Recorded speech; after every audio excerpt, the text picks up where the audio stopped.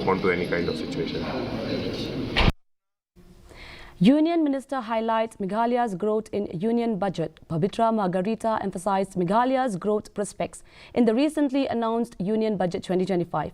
He noted the increase in grants and government schemes aimed at promoting prosperity, including support for MSMEs in the region.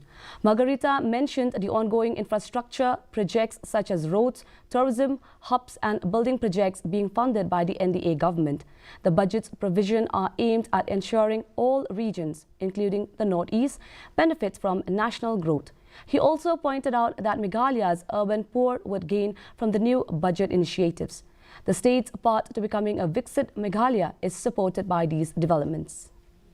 Our journey to make Meghalaya a Viksit Meghalaya, to make our India a Viksit Bharat.